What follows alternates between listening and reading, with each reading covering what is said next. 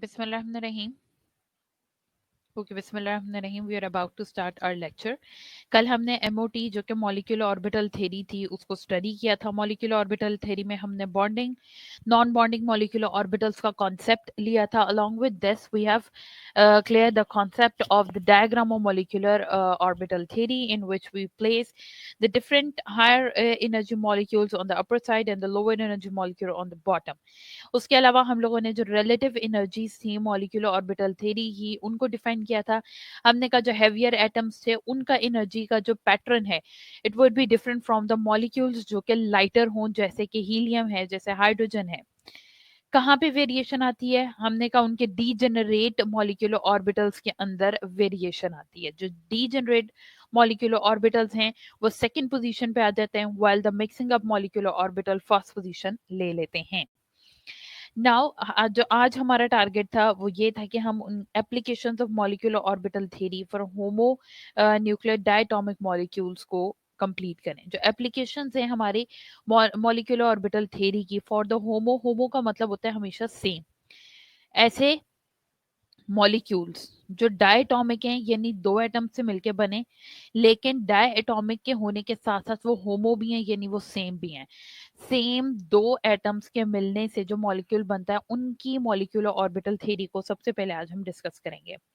After having discussed the basic principles of the molecular orbital theory, now we are going to take up the electronic structures and bonding properties of the homonuclear molecules.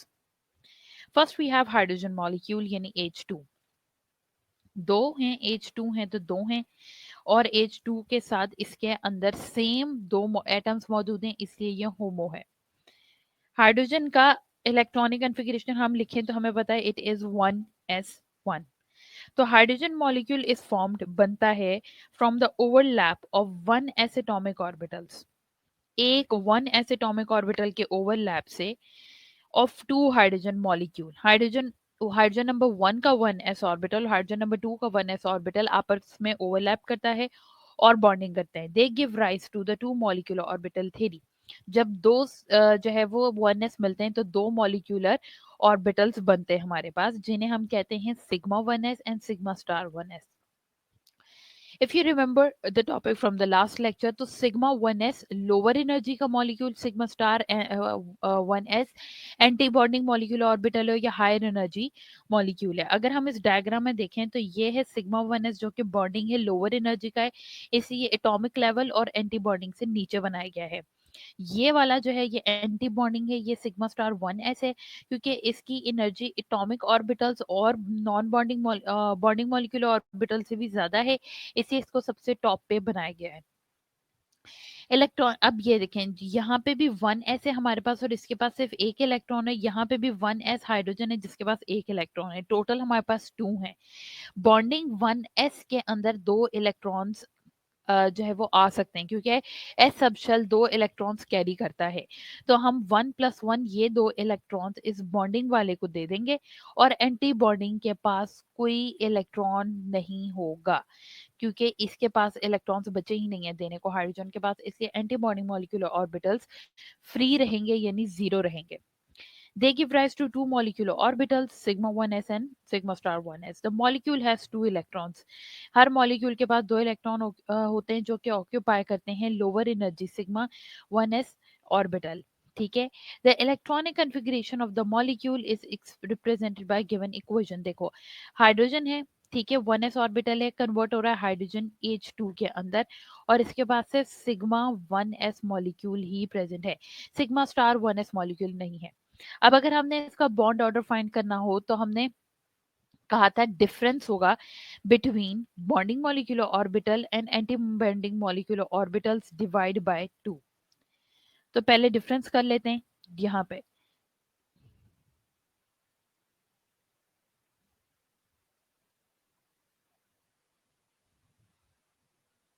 Okay, let's just do the difference here.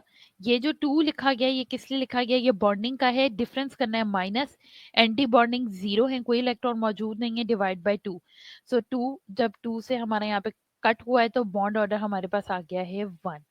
दस दो hydrogen atoms जो हैं वो bonded हैं through only one bond in the molecule. एक molecule के अंदर जो दो हाइड्रोजन जो H2 बन रहा है एक मॉलिक्यूल, उसके अंदर जो दोनों हाइड्रोजन है वो सिर्फ एक बॉन्ड के साथ एक दूसरे के साथ अटैच हैं। हम इस बात से कंक्लूड कर सकते हैं कि H2 मॉलिक्यूल एक स्टेबल मॉलिक्यूल है।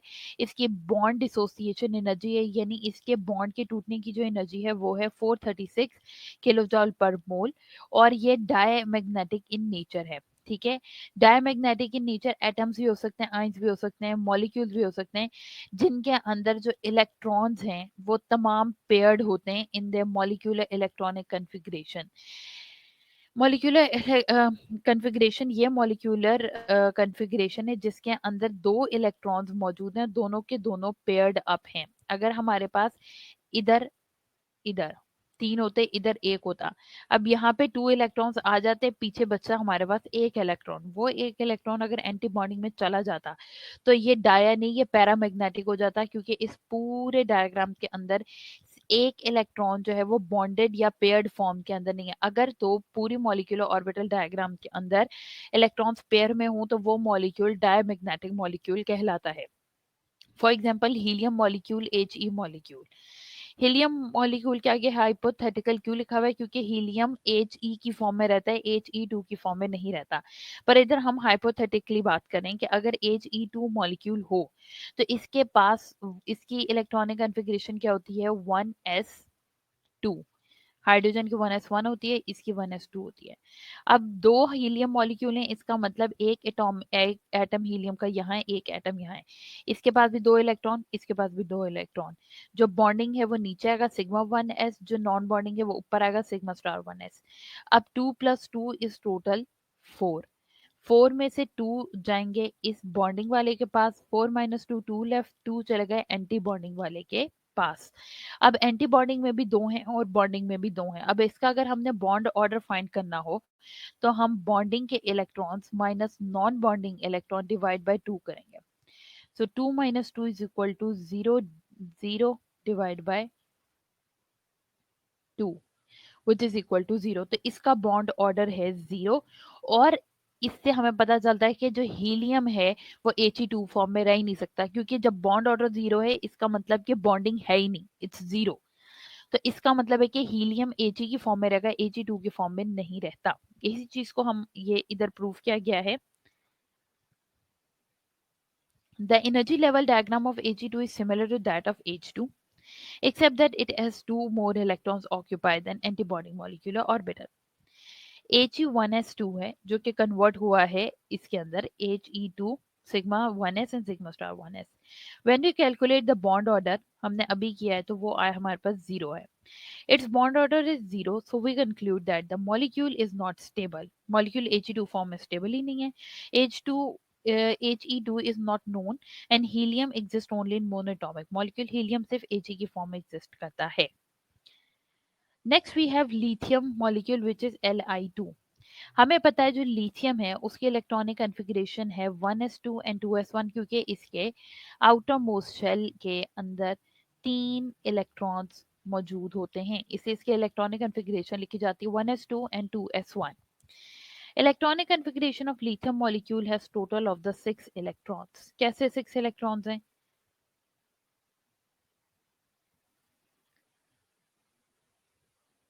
2 + 1 3, और जब दो लिथियम है तो 3 + 3 6 इलेक्ट्रॉन्स हैं।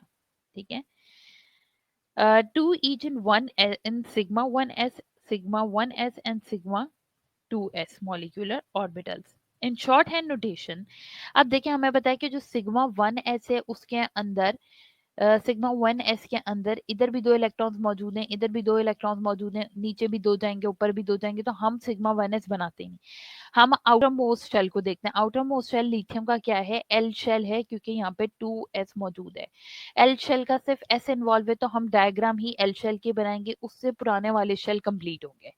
अगर हमारे पास ऐसा ऑर्बिटल आ रहा है जिसका एम शेल के अंदर कुछ है, यानी 3s 3p और 3d के अंदर इलेक्ट्रॉन मौजूद हैं, तो हम 2s और 1s ड्रॉ ही नहीं करते, हम 2s और 1s को इग्नोर कर देते हैं, क्योंकि जो 2s और 1s शेल है वो उसका कंप्लीट होगा और उसका बॉन्ड ऑर्डर 0 0 आएगा, क्योंकि नीचे भी उतने इलेक्ट्रॉन्स होंगे जितने नॉन बॉन्डिंग के अंदर होंगे।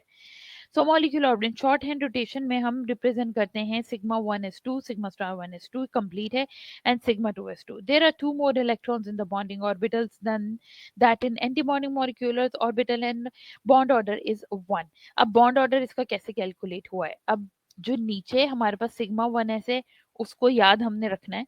ऊपर हमारे पास जो एल शेल है उसके एस के अंदर एक इलेक्ट्रॉन मौजूद है, और इधर भी लिथियम सेकेंड लिथियम के 2s के अंदर एक इलेक्ट्रॉन मौजूद है, total 2.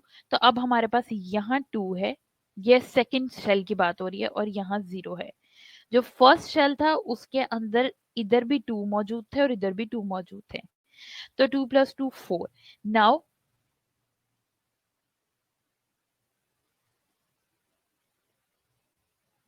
4 - 2 divide by 2 equals to 1. So इसका मतलब जो लिथियम का बॉन्ड ऑर्डर है वो कितना आएगा? लिथियम का बॉन्ड ऑर्डर हमारे पास आ जाएगा 1. इससे हम क्या जो है वो कंक्लूड कर सकते हैं? हम इससे कंक्लूड कर सकते हैं कि जो लिथियम मॉलिक्यूल है Li2 जो है वो एक बॉन्ड ऑर्डर यानी एक बॉन्डिंग के साथ स्टेबल है, जिस तरह से हाइड्रोजन एक बॉन्डिंग के साथ स्टेबल था. लेकिन जब हमने He2 यानी हीलियम 2 का स्ट्रक्चर निकाला तो उसका बॉन्ड ऑर्डर 0 आ रहा था, जिसका मतलब था कि हीलियम He2 फॉर्म में स्टेबल नहीं रहता, और उसका जो बॉन्ड ऑर्डर है वो 0 आ रहा है. इसका मतलब ये मॉलिक्यूल स्टेबल नहीं है. अब हम देखेंगे कि there are two electrons in the bonding orbital then in antibonding orbital and the bond order is 1. हमने कैलकुलेट कर लिया इसका बॉन्ड ऑर्डर 1 है, and we calculate that the molecule is stable. क्योंकि बॉन्ड ऑर्डर 0 से ज्यादा है इसका मतलब मॉलिक्यूल स्टेबल है, और ये भी डायमैग्नेटिक मॉलिक्यूल है, क्योंकि हमने पूरी जो इसकी डायग्राम बनाई है उसके अंदर कहीं पे भी इलेक्ट्रॉन जो था वो अनपेयर्ड नहीं था. 1s के अंदर भी बॉन्डिंग और नॉन बॉन्डिंग के अंदर इलेक्ट्रॉन्स जो है वो पेयर्ड फॉर्म में थे, और 2s1 के अंदर भी इलेक्ट्रॉन पेयर्ड फॉर्म के अंदर थे, जिससे हम ये पॉइंट निकाल सकते हैं कि इसके अंदर कोई अनपेयर्ड नंबर ऑफ इलेक्ट्रॉन मौजूद नहीं है. इसका मतलब लिथियम भी डायमैग्नेटिक है. It is needed to exist in the vapour phase. ये हमेशा वेपर फेज के अंदर रहता है, पोजेस करता है bond energy. Bond energy bond बनने की जो इसकी एनर्जी है. अब don't confuse the bond energy with bond dissociation energy. Bond dissociation energy हमने हाइड्रोजन में की है विच इज 423, और बॉन्ड एनर्जी बॉन्ड फॉर्मेशन की जो एनर्जी है वो है 110 kilo joule per mole of lithium, जो कि कम है H2 मॉलिक्यूल से. हमने बॉन्ड ऑर्डर इसका फाइंड कर लिया है. Let's just move towards the next example, which is beryllium, Be2. In beryllium Be2 हमें पता है इसका जो आउटर मोस्ट शेल है, जो इसका सबसे बाहर वाला शेल है, उसके अंदर 4 इलेक्ट्रॉन्स मौजूद होते हैं. आउटर मोस्ट शेल की बात हो रही है. अब टोटल 4 इलेक्ट्रॉन्स है, तो आउटर मोस्ट शेल के अंदर कितने होंगे? सिर्फ 2 इलेक्ट्रॉन्स आएंगे हमारे पास. Just a second.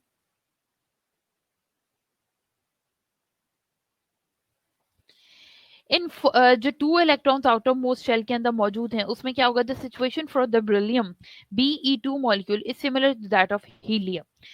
The bonding and anti-bonding orbitals are equal, populated, and the bond order is 0.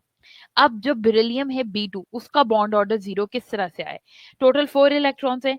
हम 1s2 शेल को ड्रॉ नहीं करेंगे इसके अंदर. क्यों? क्योंकि 1s2 शेल कंप्लीट होगा. We will only deal the 2s2 shell. ये दो सब शेल मौजूद हैं एस और पी, उसमें से सिर्फ एस को, क्योंकि पी के लिए हमारे पास इलेक्ट्रॉन्स ही मौजूद नहीं है, तो हम सिर्फ एस को इसके अंदर डील करेंगे. एस के अंदर 2 इलेक्ट्रॉन्स मौजूद हैं. अगर हम डायग्राम इधर साइड पे देखें, 2 इलेक्ट्रॉन्स बेरिलियम के पास, 2 इलेक्ट्रॉन्स दूसरे बेरिलियम के पास, टोटल 4 हो गए. 2 ही बॉन्डिंग में, 2 एंटी बॉन्डिंग में, टोटल 2 - 2 0. अगर नीचे ये बॉन्ड ऑर्डर हम कैलकुलेट करें, एक सेकेंड.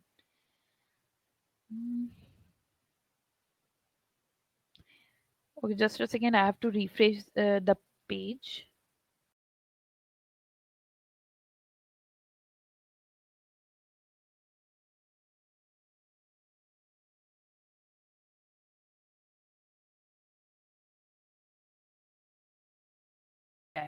दो इलेक्ट्रॉन्स हमारे पास मौजूद हैं बेरिलियम 1 के अंदर, 2 इलेक्ट्रॉन्स मौजूद हैं बेरिलियम 2 के अंदर.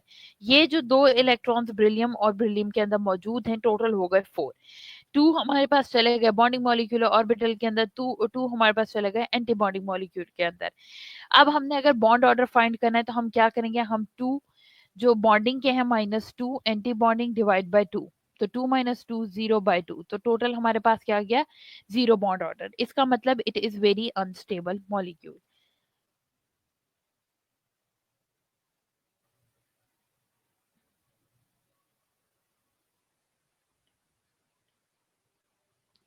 Okay, now we are dealing with the nitrogen which is N2. We all know nitrogen के आउटर मोस्ट शेल के अंदर 5 इलेक्ट्रॉन्स मौजूद होते हैं, यानी 1s2 कंप्लीट होगा, उसको हम नहीं डील करेंगे, हम करेंगे एल शेल को। अब 5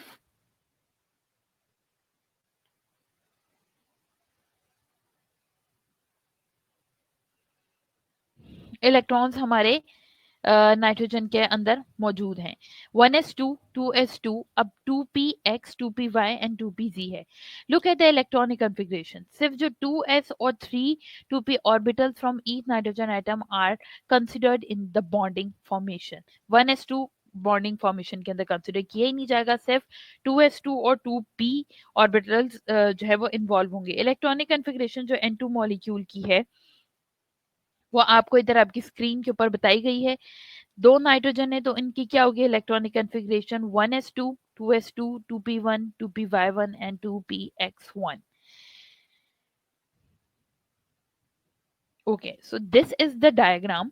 अब बेसिकली ये एक लेवल और ये एक लेवल किस तरह से बना है, तो if you remember from our energy levels, सबसे पहले हमारे पास क्या आता है, sigma, sigma star 1s, sigma star 1s, sigma 1s को हम डील नहीं कर रहे, हम 2s को डील कर रहे हैं। जब हम सेकंड शेल के लिए डायग्राम ड्रॉ कर रहे हैं तो सबसे पहले हम इस ये फर्स्ट सर्कल को नाम देंगे सिग्मा 2s, ठीक है, और इधर से sigma star 2s। If you remember from your energy diagram, तो सिग्मा स्टार जो 2s है उसकी एनर्जी सबसे ज्यादा होती है तो वो सबसे ऊपर बनेगा। उसके बाद पाई 2px and pi 2py, pi 2pz, ये तीन है। तो ये जो पाई 2py और पाई 2pz थी, हमने कहा था ये डीजेनरेटेड मॉलिक्यूलर ऑर्बिटल्स हैं, तो ये इधर आ जाएंगे। इसी तरह से पाई 2p, pi star 2py, pi star 2pz आ गया। अब हमारे पास कितने इलेक्ट्रॉन्स मौजूद हैं, हम उन्हें जो है वो इंसर्ट करेंगे। This is only the diagram for your p orbitals. इधर हमारे पास तीन px, py, pz, इसी तरह से दूसरे नाइट्रोजन के px, py, pz तीन तीन इलेक्ट्रॉन्स मौजूद हैं। सबसे पहले इलेक्ट्रॉन्स टोटल 6 हो गए। सबसे पहले इलेक्ट्रॉन जाएगा इस पाई 2px के अंदर, पाई 2px के अंदर दो इलेक्ट्रॉन चले गए। अब पाई 2py और पाई 2pz बराबर डीजेनरेट ऑर्बिटल्स में बराबर एनर्जी के हैं, तो 6 में से 2 निकाल दिए, 4 बचे। 2 इलेक्ट्रॉन्स इसके पास चले जाएंगे, 2 इलेक्ट्रॉन्स इसके पास चलेंगे। जब ये फिल हो जाएगा उसके बाद इलेक्ट्रॉन्स जाना शुरू होंगे pi star 2py, pi star 2pz के अंदर, और एट द एंड जाएंगे पाई स्टार 2px के अंदर, क्योंकि इसकी एनर्जी ज्यादा है, जिसकी एनर्जी ज्यादा होगी उसके अंदर इलेक्ट्रॉन्स उतने ही देर से जाएंगे। तो लेट्स जस्ट रिवाइज, ये सिर्फ p की डायग्राम है, px, py, pz of one nitrogen and px, py, pz of second nitrogen. दोनों के पास तीन तीन इलेक्ट्रॉन मौजूद हैं। सबसे पहले इलेक्ट्रॉन जाएगा पाई 2px के अंदर, फिर जाएगा पाई 2p, pi 2py and pi 2pz के अंदर। आफ्टर दैट इलेक्ट्रॉन्स ऊपर मूव करेंगे। अब इस टाइम पे नीचे हमारे पास इस तरफ 6 इलेक्ट्रॉन्स हैं और ऊपर हमारे पास 0 इलेक्ट्रॉन्स हैं। तो if we calculate the bond order, तो 6 - 0 divide by 2 which is equal to 3। इसका मतलब नाइट्रोजन का जो बॉन्ड ऑर्डर है वो 3 है, यानी N2 जो है वो तीन बॉन्डिंग करके आपस में रहता है। It is obvious that the दो nitrogen atoms are bonded through the triple bond. दो नाइट्रोजन बॉन्डिंग ट्रिपल बॉन्ड के थ्रू रह रहे हैं। N2 मॉलिक्यूल इंतहाई स्टेबल है और इसकी बहुत हाई बॉन्ड एनर्जी है which is 946 kilo joule per mole, and it is which is consist with the MOD. It is a diamagnetic in nature, क्योंकि हमने जो एस डायग्राम है वो नहीं बनाई क्योंकि वो तो कंप्लीट होगी, तो उसके अंदर कोई भी मॉलिक्यूल अनपेयर्ड फॉर्म में नहीं होगा। ये जो हमने पी डायग्राम बनाई है इसके अंदर में नीचे 6 मॉलिक्यूल्स हैं और ऊपर 0 मॉलिक्यूल्स हैं। इसका मतलब कोई भी जो इलेक्ट्रॉन्स है वो अनपेयर्ड नहीं है, जिसकी वजह से वी कैन से कि ये भी डायमैग्नेटिक मॉलिक्यूल है। अब इसी तरह से हम एग्जांपल देखेंगे ऑक्सीजन की, विच इज O2।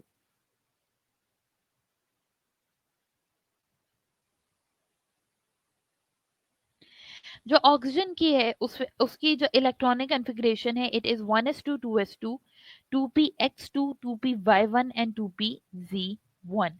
ठीक है, इसकी ये कंप्लीट डायग्राम होगी तो हम इसको नहीं देखेंगे, 2s2 भी कंप्लीट होगी तो हम इसको नहीं देखेंगे, हम डील करेंगे सिर्फ 2px 2py 2pz को। ठीक है, ये देखें ये 2s की डायग्राम बना दी गई है और ये कंप्लीट है। दो इलेक्ट्रॉन्स 2s2 के पास है, दो इलेक्ट्रॉन इस 2s ऑफ ऑक्सीजन के पास से, दो ऊपर आए दो नीचे आए, इनका बॉन्ड ऑर्डर कैलकुलेट करें तो वो आता है 0। So we are suppose to deal with only the p orbitals. अगर हम p ऑर्बिटल्स को देखें तो x के पास दो हैं, y के पास एक है, z के पास एक है। x के पास दो हैं, y के पास एक है, z के पास एक है। सेट करना शुरू करते हैं। सबसे पहले हमारे पास क्या आएगा, सबसे पहले हमारे पास आएगा sigma 2px, then 2py, 2pz, 2py, 2pz and 2px।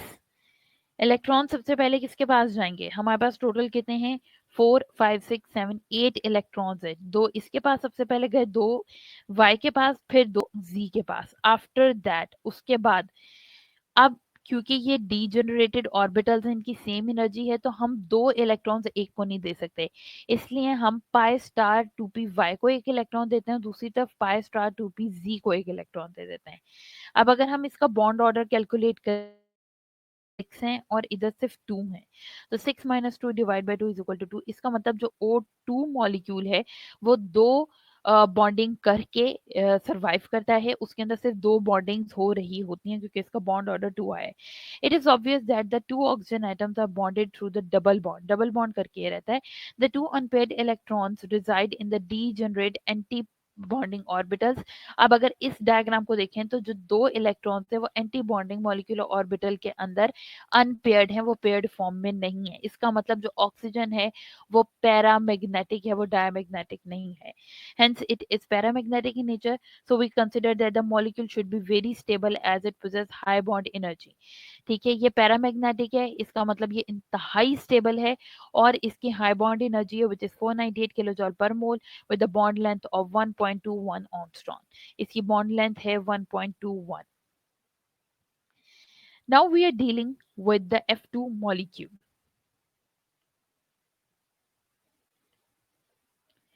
In F2 molecule, जिसका हमें पता है 9 है एटॉमिक नंबर, इसकी इलेक्ट्रॉनिक कॉन्फ़िगरेशन है 1s2 2s2 and 2p5। So we are not dealing with 1s2 and 2s2 क्योंकि इनके बॉन्ड ऑर्डर दोनों के 0 आएंगे। अगर हम कैलकुलेट करेंगे कंप्लीट डायग्राम्स होंगे। So we are suppose to deal only 2p5। अब हमारे पास दो इलेक्ट्रॉन 2px में है, दो इलेक्ट्रॉन 2py में है, एक इलेक्ट्रॉन 2pz के अंदर है। If you see this diagram, ये एक F है और ये दूसरा F है।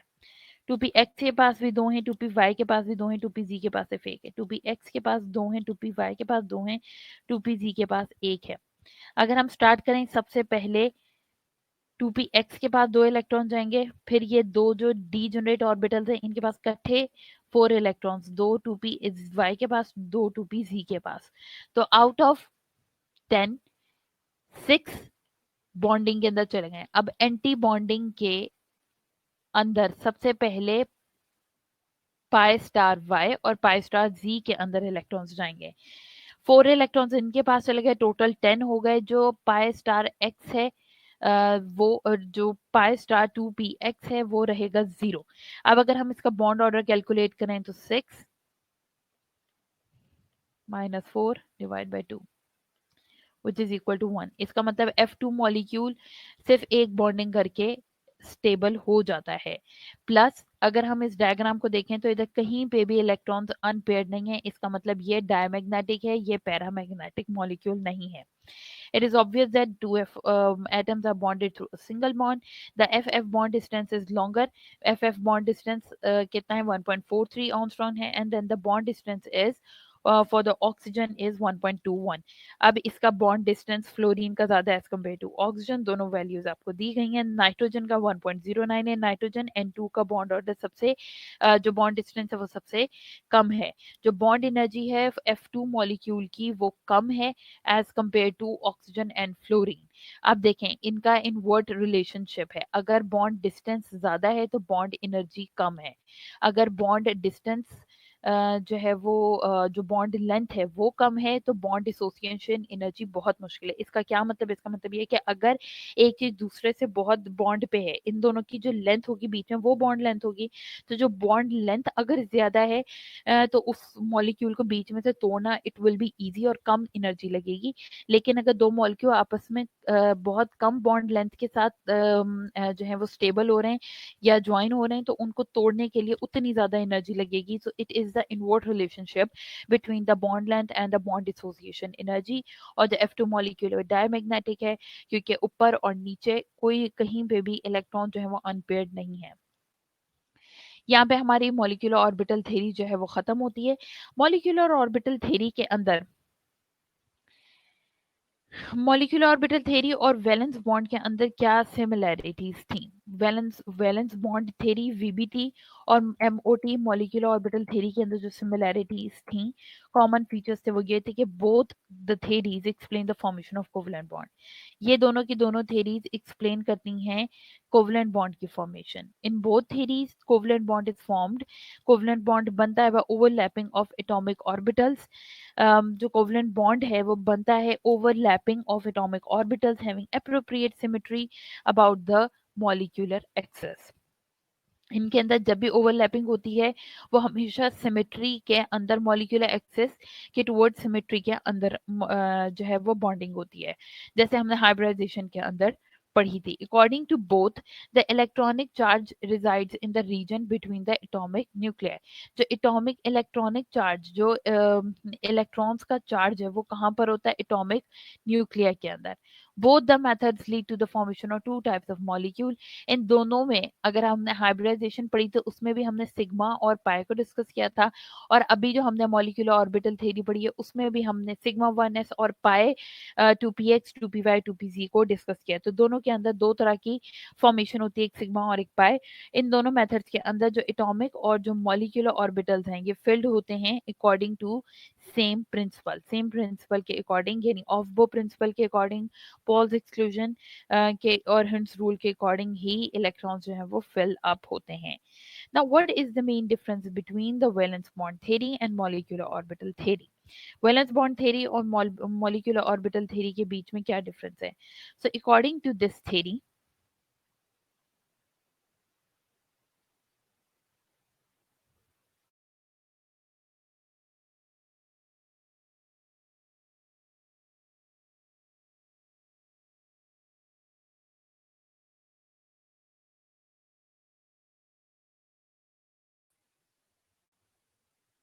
Okay, so according to valence bond theory VBT के according this concept, ये अब difference हम करने लगे हैं, only the valence electrons are involved in the bond formation।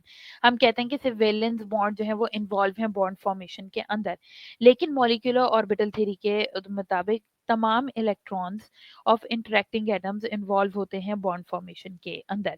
VBT के हिसाब से two concerned atomic orbitals do not lose their individual identity। जब दो इंटरेक्ट करते हैं तो वो अपनी आइडेंटिटी को लूज नहीं करते, but according to molecular orbital theory जो दो एटॉमिक ऑर्बिटल्स आपस में बॉन्डिंग करते हैं वो अपनी इंडिविजुअल आइडेंटिटी को जो है वो लूज कर देते हैं और उनकी न्यू करेक्टरिस्टिक्स आती हैं। जैसे हमने कहा था कि एस और पी आपस में मिक्सअप हो जाते जाता है और ना वो S रहता है ना वो P रहता है, अब वो SP करेक्टरिस्टिक्स अडॉप्ट कर लेता है। इसी तरह से जो VBT है वो एक्सप्लेन नहीं करती है पैरामैग्नेटिक बिहेवियर ऑफ मॉलिक्यूल। जैसे ऑक्सीजन का पैरामैग्नेटिक बिहेवियर है वो हम VBT से प्रूव नहीं कर सकते, but molecular orbital theory paramagnetic, diamagnetic, electrical properties हर चीज को प्रूव करती है।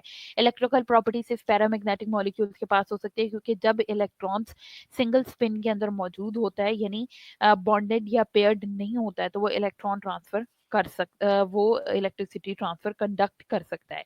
इसलिए जितने भी पैरामैग्नेटिक सब्सटेंस हैं वो इलेक्ट्रिकली कंडक्ट कर सकते हैं, as compare to diamagnetic substance जैसे F2 है या H2 है या हीलियम है या Li2 है। ये तमाम डायमैग्नेटिक सब्सटेंस है और ये इलेक्ट्रिसिटी कंडक्ट नहीं कर सकते क्योंकि इनके अंदर कोई भी इलेक्ट्रॉन अनपेयर्ड नहीं है। लेकिन ऑक्सीजन जिसके अंदर इलेक्ट्रॉन अनपेयर्ड है in their antibonding molecular orbital, so they can conduct electricity, and MOT explain the paramagnetic behavior of molecules, but VBT do not explain the paramagnetic behavior of the molecules. जो VBT है ये idea हमें नहीं देती bond order का।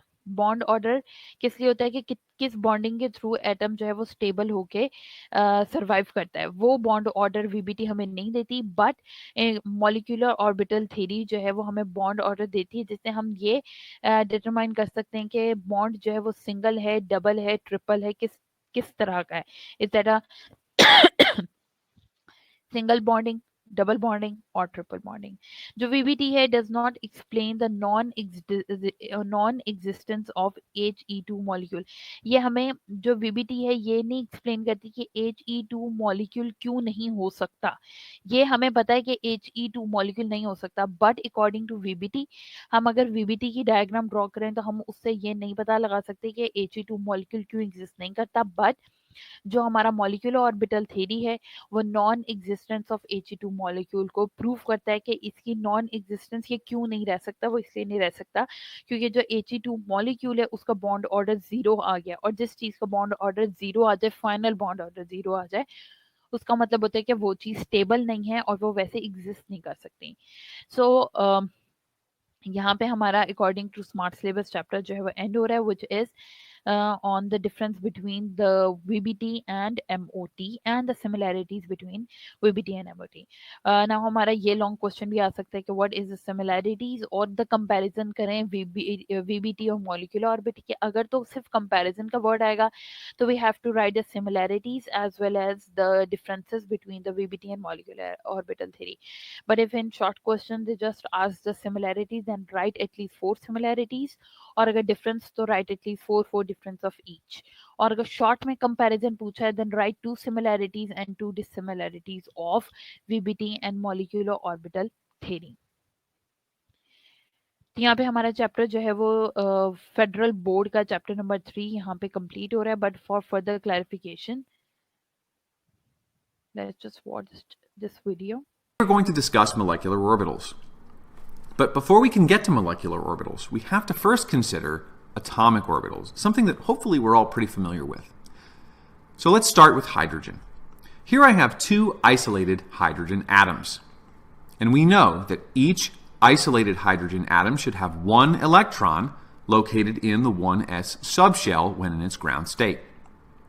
And of course we know that these electrons don't move in perfect circles around the nucleus as I've depicted them here, but they do define a region of space defined by a sphere. But when 2 atomic orbitals combine to help form a chemical bond, something special happens.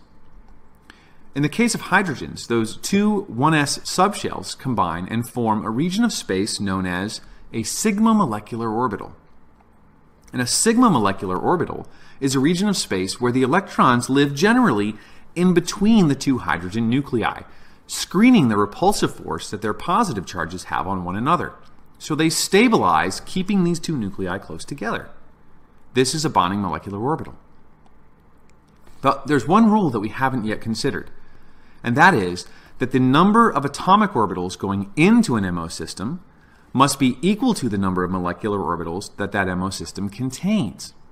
So our molecular orbital system is not yet complete in this depiction. We have one more molecular orbital that forms. That new molecular orbital that forms is called a sigma star molecular orbital. And it looks quite different from the sigma MO, doesn't it? If there were electrons inside of this sigma star molecular orbital, they would spend most of their time outside of the two nuclei, not screening their positive charge repulsions, and therefore would actually make the system very, very unstable. So let's think about what that means in terms of how hydrogen atoms come together to form a bond.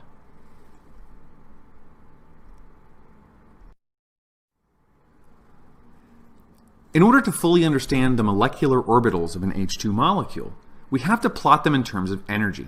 So here in this depiction, I've shown the two atomic orbitals here as these lines in blue.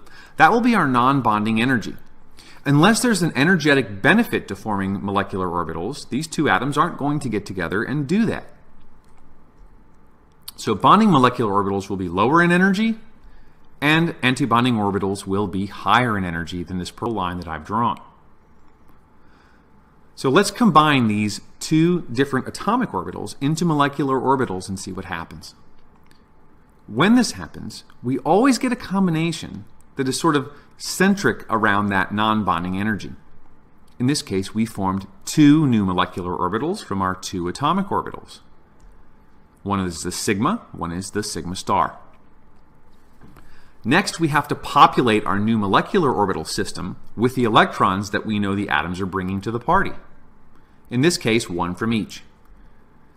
When we do this, notice that those electrons go into a lower energy orbital overall, and this lowers the overall energy of the entire system. So this energetic benefit that comes from forming and populating molecular orbitals leads us to the prediction that hydrogen will form a bond to another hydrogen.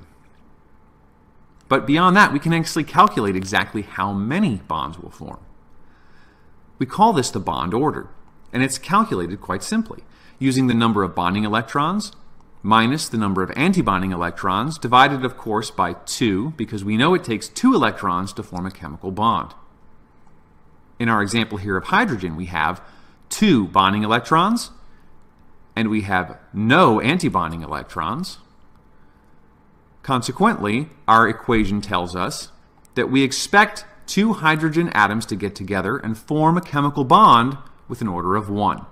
In other words, a hydrogen molecule should have a single bond. And that is, in fact, exactly what we see.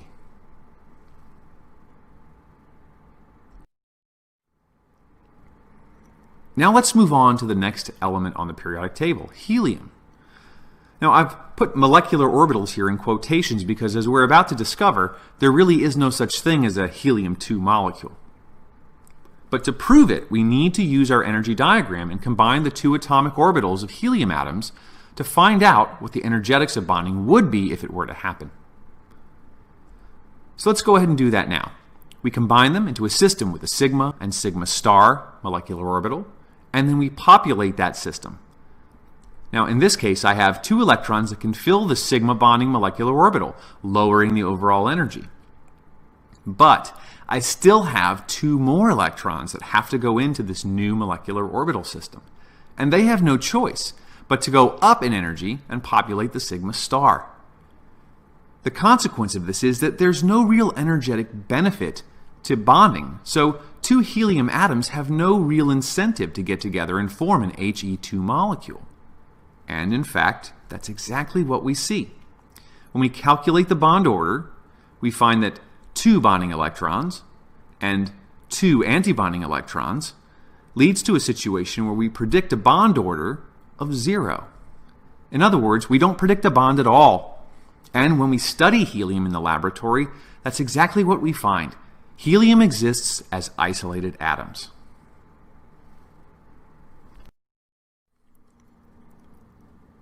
Now let's expand our discussion and consider the molecular orbitals of elements from the second row of the periodic table.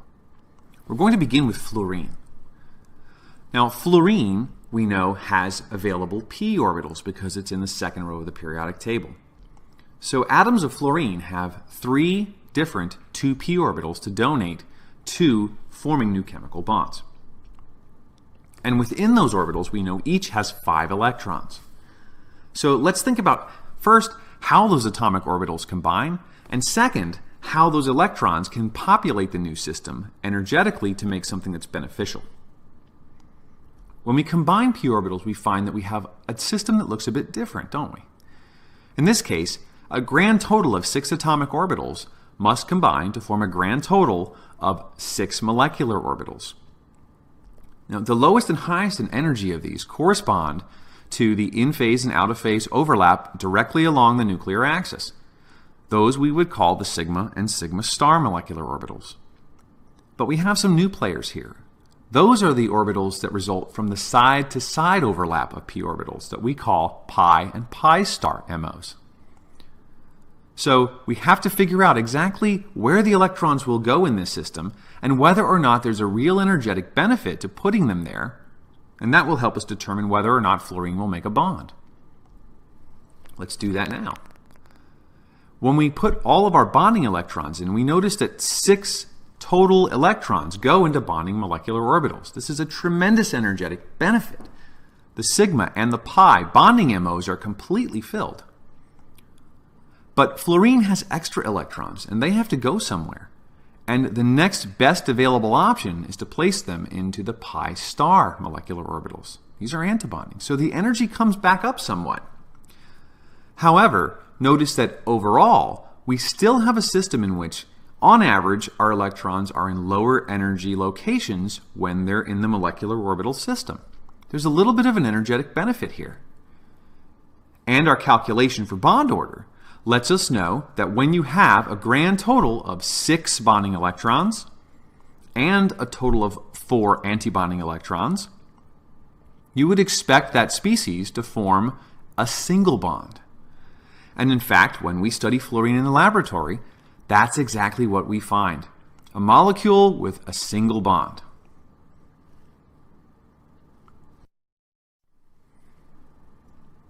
Now let's move on to something a little bit more complicated. Here's another second row element, nitrogen. Nitrogen also has 2 p atomic orbitals available, but in this case only 3 electrons in each. So let's combine those and form a new molecular orbital system. Now, you might notice something changed here. Right? Notice that the sigma molecular orbital is actually higher in energy than the pi. And this is an interesting phenomenon. It's caused by something called sigma-pi mixing. And we won't go into great detail into it here, but I wanted to point it out because this is how you'll probably see it in your textbooks. Nonetheless, when we use the electrons from nitrogen's 2p orbitals to populate this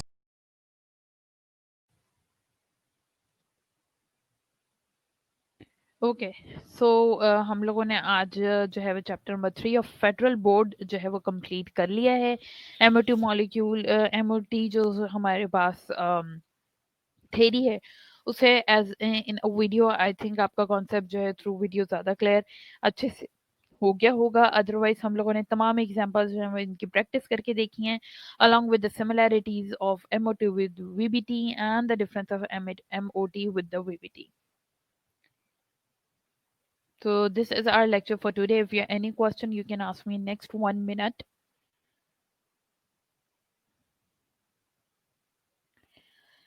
okay so अब हम next lecture के अंदर अपना Lahore board का chapter number 7 जो रहता है उसको कंप्लीट करेंगे from our next class. So till then अल्लाह हाफिज एंड थैंक यू.